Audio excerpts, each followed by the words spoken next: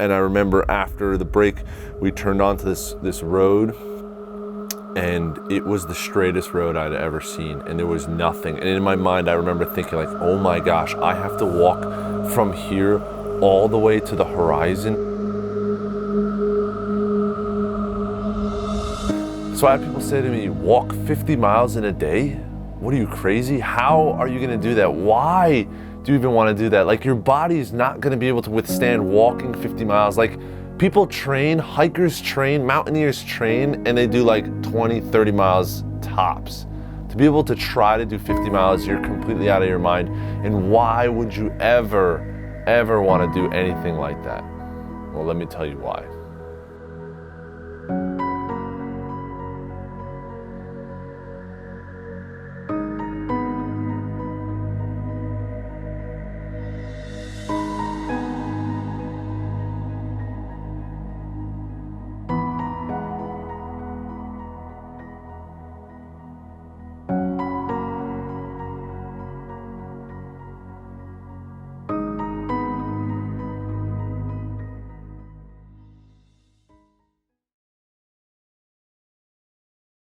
I was a senior in high school, my brother was a sophomore. My brother and I were at home, and we had just got back from the movies, and it was a little later in the evening, and my mom wasn't home yet.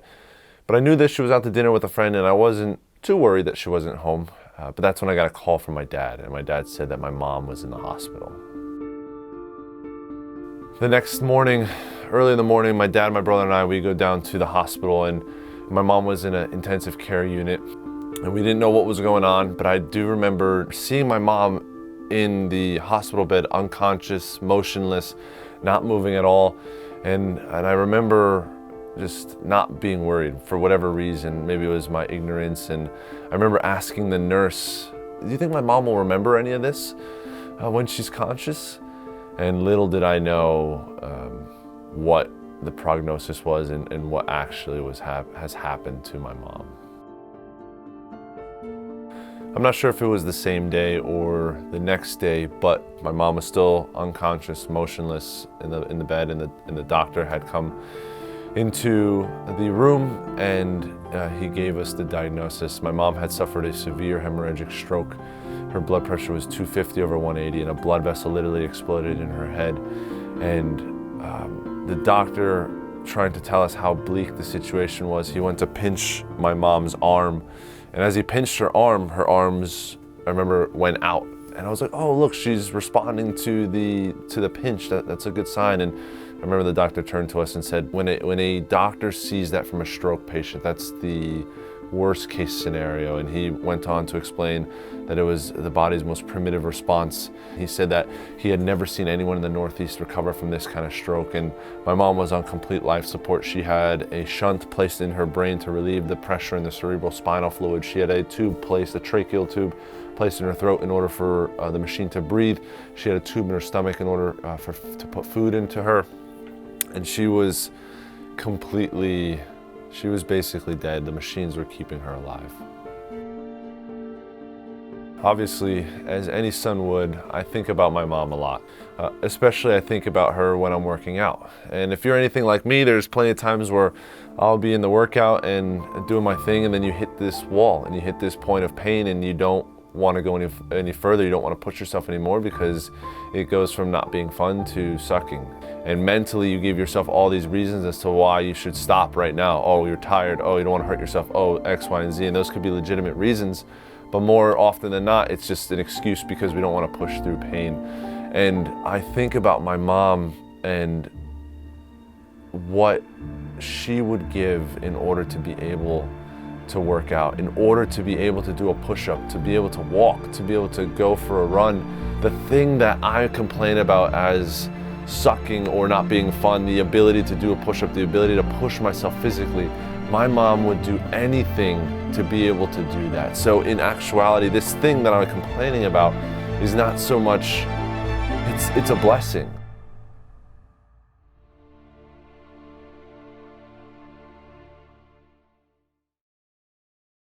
In light of my mom's story, Nick and I were working out one day, and we're constantly thinking of ways to challenge ourselves and push ourselves. And I had this idea of walking 50 miles in a day, and I pitched it to Nick. The two of us been talking about doing some type of challenge, and at that time just thinking out loud, what could we do that would be really neat and unique and fascinating? So when he mentioned it to me, let's walk 50 miles in a day, at first I thought, could we even do that? Is that possible? In the coming days and weeks, that's something that we bounced the idea around and we talked about it to see if we could actually do it and make it happen. Let's do a challenge that most people would say is impossible. I realized like, whoa, May 29th is gonna be 10 years since my mom suffered her stroke, and I was like, man, like what better way to honor her and what better way to say no to this stroke than to go out and walk 50 miles for my mom. Well, I told you I have a surprise, right? I have a surprise for you. Okay. So on May 25th, which is in 2 weeks, I'm gonna walk from the Delaware River, Washington Crossing, to Belmar in 1 day. That's 50 miles. 50 miles. Cool? No, not pishki, I'm gonna walk. Pishki. And I'm doing it for you. Oh, the government.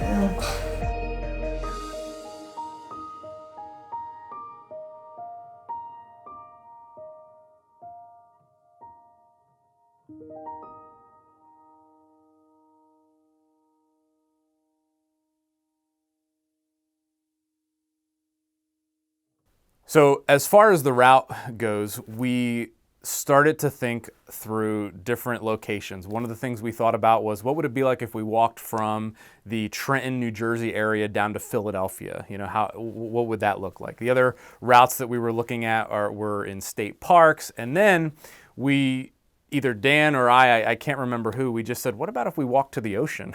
And we Google mapped it and we started to play around with it, and we realized that right around the area of Washington Crossing, all the way to Belmar, New Jersey, was a pretty straight shot, and it was right around 50 to 51 miles. Yes, so our meeting space is going to be somewhere on this Bardsville. Meet us in Bardsville. Unless the other option is we kept going on Old Trenton and came up and caught 33. I don't know if I want to walk on 33. Okay, yeah, all right. Really, the way we came up with the route was looked it up on Google Maps, found that it was like right about 50 miles, and that's what we went with. If you took Google Maps, put in pedestrian mode, those 2 points, that's the exact route, except for one slight modification that we went on. That's our route. This is actually possible. But we knew that this is going to take us a long time. We estimated anywhere from 17 to 18 hours. And what we did is we broke up the route into different chunks. We had checkpoints every 5 miles. And the whole intention was that every 5 miles we would have a place where we could stop for a few minutes, get some water, get some snacks ready to go, and then continue on. And checkpoint 3, we haven't gotten there yet. So I don't know what that is. I was gonna go, on my way home, I was gonna drive the route again. Okay. And then go beyond, so we need another checkpoint. It's every 5 miles. Right. So we need 5 miles beyond. Checkpoint 3 is probably in the park. In the park, or like right after the park by my house. But there's nothing really around there. It might be that funky 5 Points corner.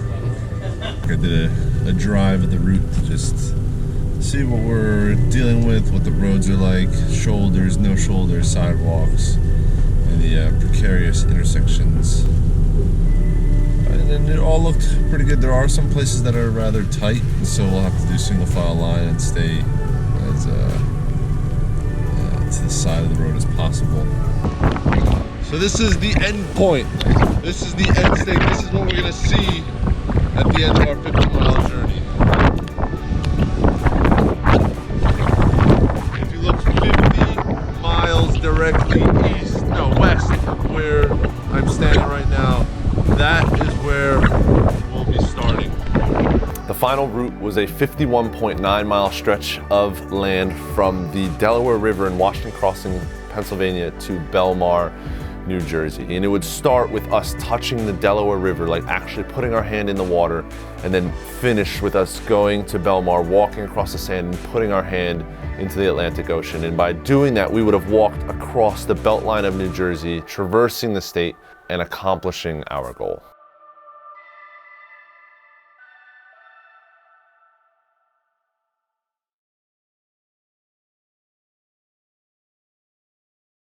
Originally, we were going to do it within 3 weeks. We set a March date and we thought, let's do this. And then when we realized what the actual training would look like and how we would actually need to prepare for this, we ended up pushing it back. We kind of changed our regimen, our workout regimen a little bit, where we did some more high rep endurance exercises, and then we also involved a lot of walking. We spent every Tuesday in the gym. We'd bring in a book bag, and we would take 20, 30, 40 pounds, and we walked on the treadmill. We put it on an incline, and we simply just walked with a heavy backpack on. And really just get that abuse and wear and tear on our feet and build up our stamina. And then also we would, every Saturday, we would do longer walks. We first did like I think a 4-mile walk, then a 7-mile walk, then we did a 12-mile walk. And on this 12-mile walk, I remember I had these specific socks on, and I thought they would work really well, but unfortunately they didn't. And after that 12-mile walk, I remember I had a huge blister like this size on the bottom, on the ball of my right foot, which was not very fun. And that was only 12 miles. And so I knew I had to change things up a little bit with my socks. And 6 a.m. on May 4th. We're 3 weeks away from the Delta Bell Challenge, from the big kahuna, the big 50-miler. And so today we're gonna do somewhere between 15 and 20 miles. We're gonna do the first leg of our journey as a practice. There's a big hill at the beginning. So we're right now in Washington Crossing. We're gonna cross over the bridge into New Jersey and go up the hill. In that training, the longest training we did 22 miles, and that was the first 10, 11 miles of the actual route. We went one way and then we turned around and came back. Uh-oh, raindrops. No way. So right now we are 11 miles into our training walk. We are in Lawrenceville, New Jersey at the Wawa on Route 1. We decided at every 10-mile interval we're gonna have a 10-minute break. So just relax, put the feet up, get a little rest. Unfortunately, it's starting to rain right now, but a little bit of rain never killed anybody.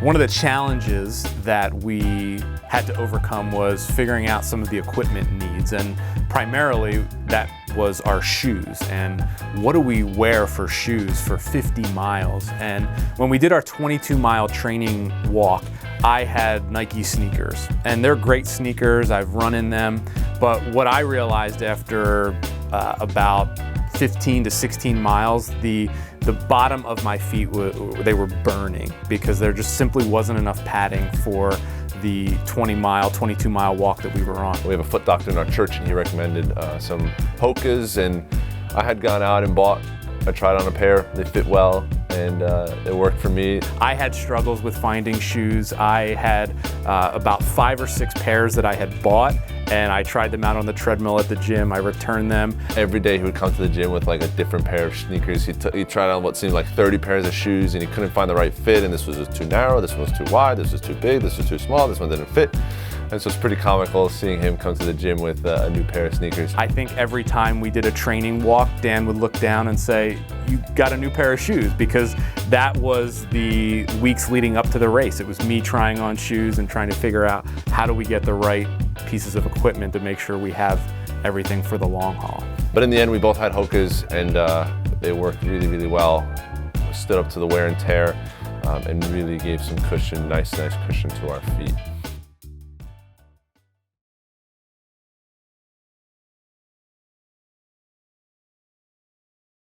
So as May 1st came around, we had 24 days before the big walk, and that's when we went into overdrive. We started posting things on social media, we started getting friends and family involved, And that's when it really became real, because once you start putting things out there on social media, there's this social pressure. Now you've said you're gonna do this and now you have to do it. So it kind of really kept us accountable, and the feedback we were getting from people was both of like, wow, that's amazing, I can't believe you're doing that, to like, oh my gosh, you're never gonna be able to make that. You're not gonna be able to do that. We were telling people that our plan was to walk 50 miles in roughly 17 to 18 hours. And when we told people that, they said, what? There's no way you're gonna be able to do that. And Nick and I, we really took those comments, were like, you're not gonna be able to do it, you're not gonna be able to do it. And we used that as fuel to challenge ourselves and be like, no, we're gonna be able to do this thing. And in a way, I wanted to prove them wrong. In a way, I wanted to challenge myself and focus in on the mental toughness that Dan and I both knew it was gonna take to finish this walk.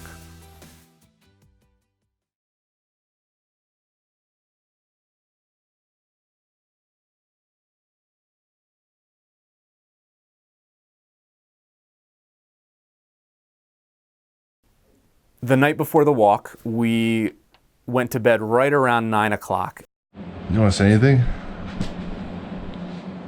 6 hours, baby. 6 hours.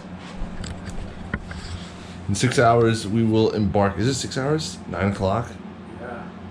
Yeah, less than 6 hours. We will embark on the first annual Del to Bell Challenge, 50 miles from Washington Crossing to Belmar, New Jersey. These are cots for the night. So the day before the walk, I don't really recall exactly what happened, but I do remember that we had to get to bed early that evening. We knew that we needed to wake up around 2:30 a.m. and we needed to be walking by 3 a.m. to get down to Belmar between 8:30 and 10 o'clock at night. Try to get 5.5 hours of sleep. Personally, I didn't sleep that great. I was tossing and turning. I was excited. I was anxious. We woke up at 2:30, so we didn't get the most sleep. But it wasn't bad. And I do remember waking up and like, okay, come on, let's like get our stuff on, get all our gear, our reflective vest. Kicks are going on. Here we go. I didn't feel tired because the adrenaline was pumping and we were ready to go. So we had all of our equipment laid out and we knew what we needed, and we quickly packed our bag. We had our food, we had our supplies, and we got rolling. Yeah, so we picked them up from the church around 3 a.m. We drove them to the start line. We prayed together, we huddled up, then they're off. It's 3 o'clock. Del to Bell, 2019. Yeah, man. 50 miles, 24 hours. 17 hours. Let's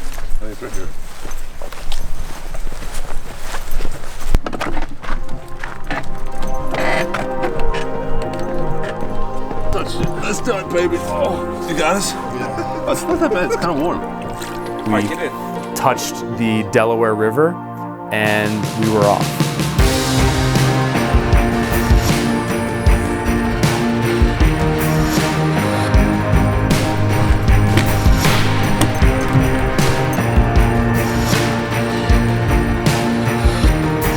Del to Bell 2019. The first few miles of the walk were the most peaceful miles. It was 3:30 in the morning and there is no one else out, and there's silence, and all you can hear is Dan and I just simply walking.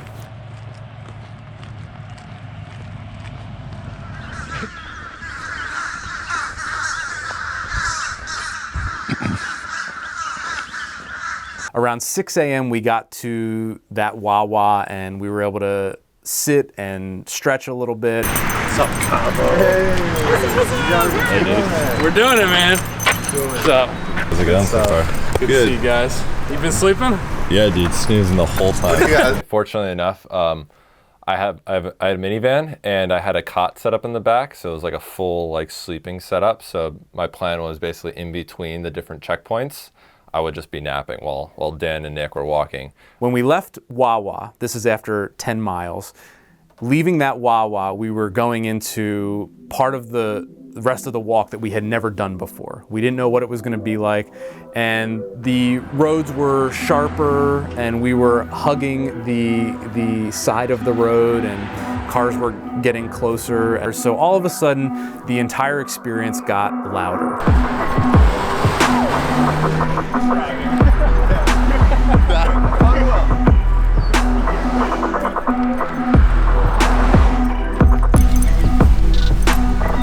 two guys going for a walk. Just a walk in the park. We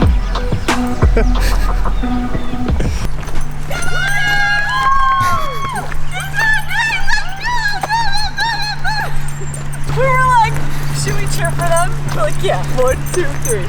Hello! How are you doing? Good. Yeah? Yeah. Oh, Leanne brought a bike for you, Dan. You biked here? Little cheek. I did, yeah. Wow. That wasn't too bad. How far? 15 miles, 18 miles. Oh, that's it. Nice. That's what we just did. Yeah, I was gonna say probably less than what you've walked this morning. Going through those 20 miles, 25 miles, I started to develop some blisters, and I was having some foot pain, but nothing crazy, nothing outrageous, and just kept taking one step in front of the other and moving along. It's not that riveting. Especially now, because we're in the middle of nowhere. Yeah. We continued on miles 15, miles 20. We had the drone flying over us and taking footage. We crossed Route 130, and at that point, we were right around mile 20, and we're thinking, we're gonna do this. What's up? Hey! Long time. Making it! Dan heard a buzzing over there. He's like, what is that? And we looked up. We were wondering when you guys would see it. Yeah. Man, look at this convoy we got. Yo, we took over this spot. At this point, we started to see people at our different checkpoints, and they were encouraging us. What's up? 20 miles. 20 miles in. What's up, Shifra? How's it going? Good. Thanks for coming. Of course. Hey, Nick. How are you? Good. About to cross the 95 bridge. Oh, yeah. And I remember standing at the top of the bridge thinking, how many people actually walk across this bridge? And you could feel the bridge shaking because of the wind. And right around mile 25, 26, we got to our lunch stop. And what an amazing moment. We had about 20, 30 people there cheering us on.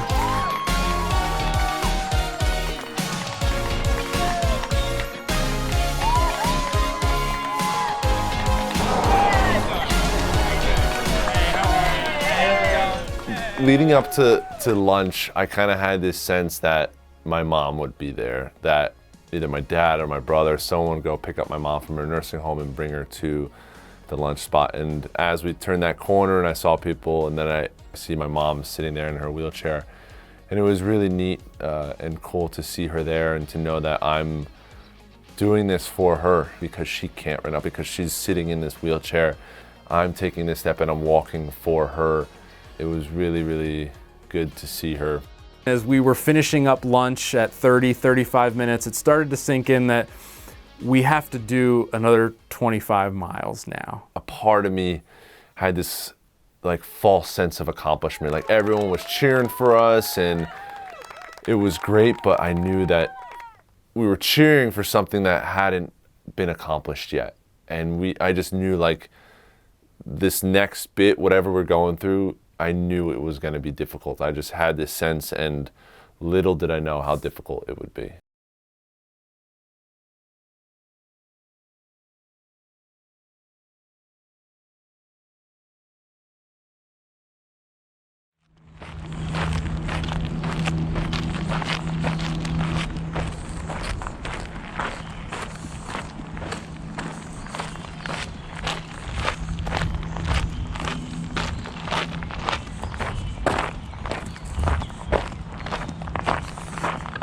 I remember up until this point, Nick and I, we had some really good banter. We would have conversation. It was great. And those miles, Dan and I didn't talk much. We had run out of things to say. We were also both starting to feel the pain. That was a tough 5 miles. Yeah. In the book that we write, it's going to be the chapter title is going to be "The Silent Miles." We didn't say a word. And I remember I had my hat on, and I remember just zoning into the ground, just like burying my eyes into the road, finding an imperfection in the road to walk to. Like I said, Nick and I weren't talking. I was just so laser focused on this road. Physically, I was really starting to feel it, and it was brutal. But mentally, the amount of focus it needed to like block out the pain and to just lock into what you're doing was crazy. They're looking pretty rough right now. This is 35 miles, and they're both really starting to feel it. The checkpoints were quieter, and we sat down more and we rested a little bit longer than we were in the first part of the walk. Nick, you are going to earn that beach day tomorrow. Oh, My tomorrow friend, and Monday, tomorrow's all right? gonna be beautiful. Yeah, tomorrow and Monday, for sure. I remember those breaks were more of a mental break than they were a physical break. Because physically, it didn't, your pain didn't really change, but mentally, just to be able to sit down and not have to be so focused on the road was absolutely, those, like I said, those breaks were more mental breaks than they were physical breaks. All right, boys, now talk. Get out of Hey, here. great seeing you. I don't want to get yelled at anymore. Thank you, thank you. Yo, my inner thighs are sore. You want to stretch them at all? Or? No. I love you. Love you too, baby. See you soon, Leah. Sickle sticks, man. What? This hurts, dude. Yeah. I never want to do this again. Ever. Dang. Definitely look like they're in a good amount of pain. We're somewhere between 35 and 40 miles. I think something like 36 miles. It's painful. Not really fun anymore. But we're getting there one step at a time. This is mile number 40.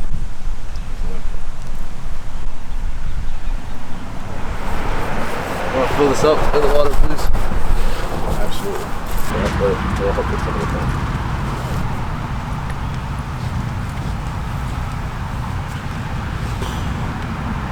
You want to trade socks? 10 miles to go. I think we're at like 10 and a half. 10 and a half? 10 and a half, yeah. 10 and a half, yeah. It was excruciating. I was hunched over.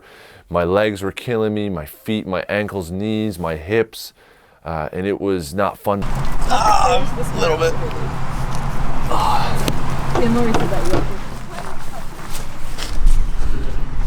Thanks, dude. I want to be there. I want to make sure that I do everything that I can to make sure that they have the best chance of success. Oh, thank you. You guys are servants, man. I love it. Woo! I think we got the easy job. Yeah, really. All right. All right. Thanks, guys. Thank you, guys. Bye, Lay. Bye, babe.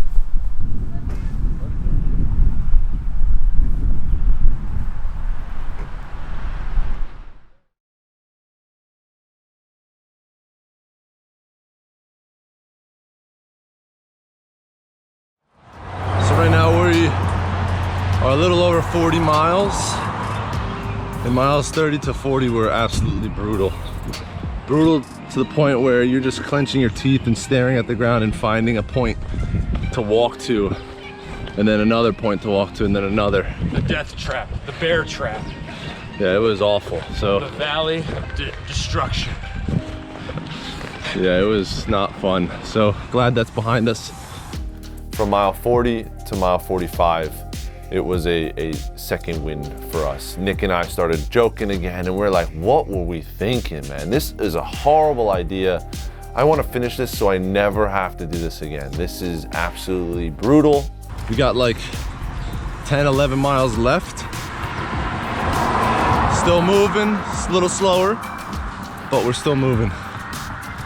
We got to one point where we had to make a left-hand turn, and the road that we were turning on was Belmar Boulevard. Before the final checkpoint, it was another straight, long road. It was telephone pole after telephone pole. I remember getting a text from a friend of mine, and he said, the pain that you'll feel from regret not finishing this walk will be greater than the pain that you feel right now. I didn't care how far I had to walk. I'm just like zoning in, locking my eyes into the road and just walking to that next step, next step, next step, next step, to finally we got to our final checkpoint. Really? What do you need? Gatorade? Gatorade? Mike, what do you need? I'll just take a water. Thank you so much. Are you guys tired or just in pain? Just a little bit. You gonna keep the shirt on? And I remember us both just sitting on the ground, kind of looking around like, how are we gonna finish this? We're exhausted. We are not having a good time. We're in pain. Everything in my body hurt. I did not want to continue walking along. Does it feel like it's getting any easier? Like you're settling into the pain, or is it? No. No, it's still as painful. And the way it worked out, we had more than 5 miles to go to the end. We had like 6.5 miles. It was a longer stretch, and Nick and I were not looking forward to this. You got this, guys. Love you. See you at the finish line. Love you. We'll see you. All right, buddy. Thank you, guys.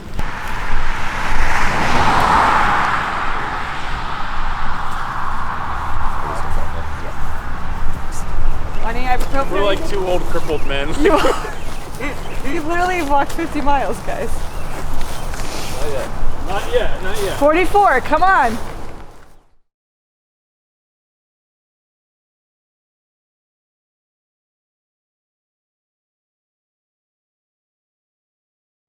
The sun is setting. They're coming to an end.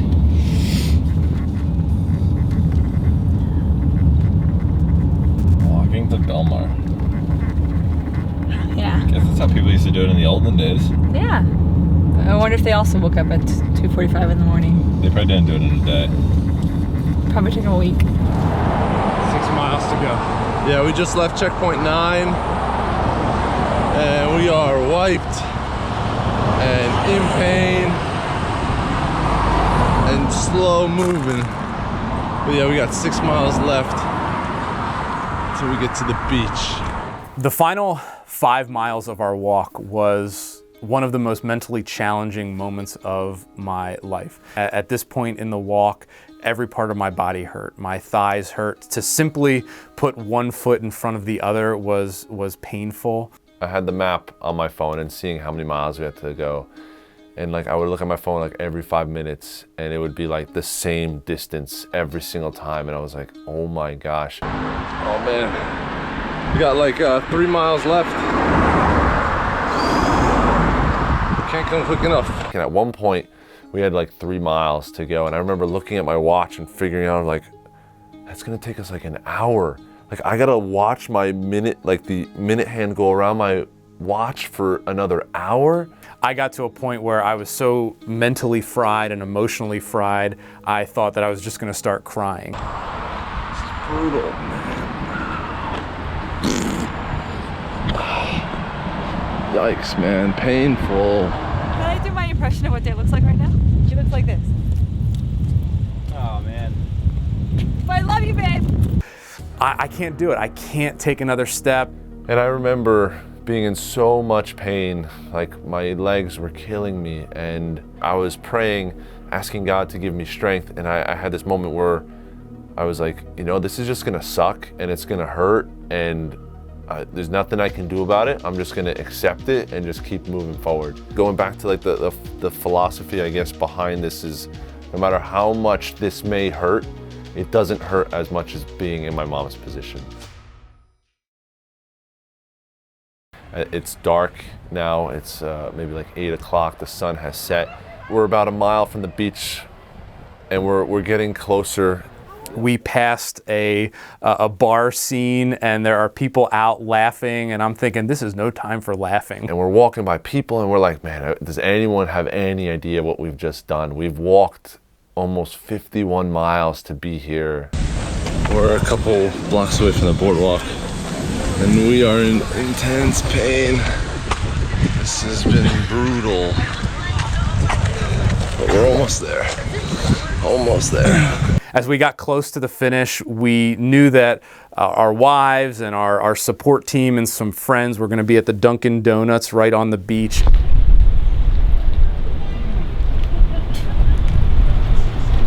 As we get closer to the end, we see the Dunkin' Donuts, people start cheering for us.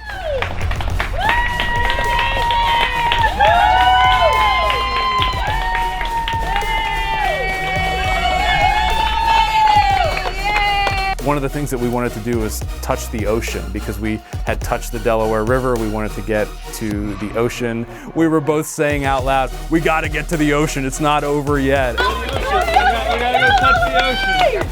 Go, go, go! Oh my God.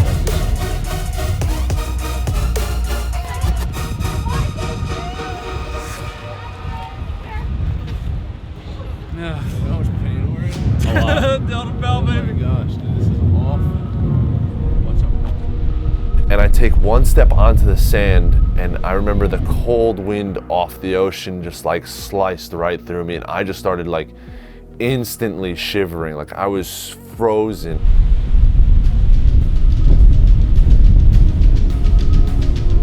And every foot in the sand, it just felt like we were sinking feet in.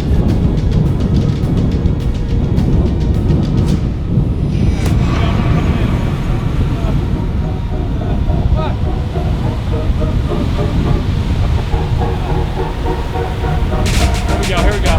Break it.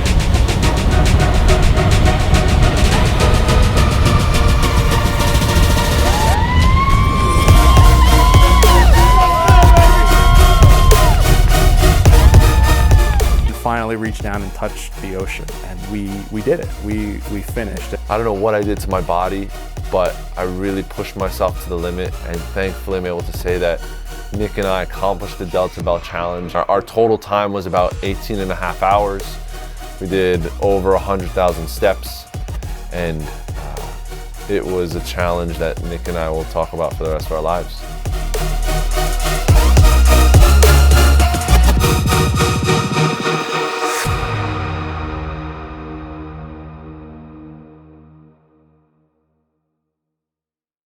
Reflecting back on the Delta Bell Challenge and the 50 miles that we walked, it didn't really hit me until a few weeks later, and I was talking to my dad, and he said, oh yeah, I was telling somebody at work about how my son walked across the state of New Jersey.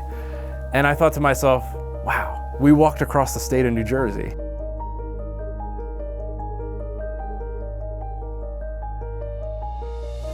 I think that the biggest thing for me was, one, being able to support Dan and to be able to walk for someone and for people who can't walk, to be able to do something to honor other people was really powerful. I was doing some research on my mom's situation to see how many brain cells die when someone has a stroke. And so my mom had a hemorrhagic stroke, which is the worst type of stroke you can have. For every second, it's like 33,000 brain cells die.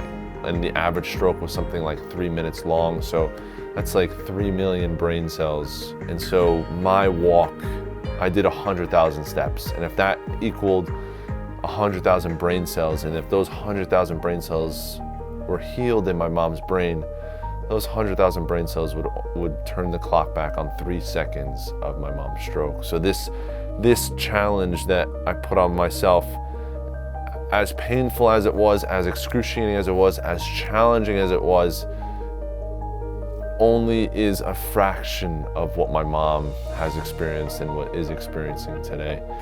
My prayer is always that this is an encouragement to people. When people think that something is impossible, when they think that they don't have the ability or the strength to get through a hard challenge in their life, I hope that they can look at this and say, whoa, these guys were able to do that, I can accomplish this. And my hope is that this Delta Bell Challenge doesn't just stop and end with Nick and myself, but that this is opened up to other people, and that other people can join in with us. Because what if we had 20 people walking 50 miles? Now that's 2 million steps. What if we had 40, 60, 100, and it exponentially grows from there? And I think we can see a real collective difference made in the lives of those around us when we take a stand and we say, because that person can't, because they can't, we will do this thing and honor them. So because they can't, we will.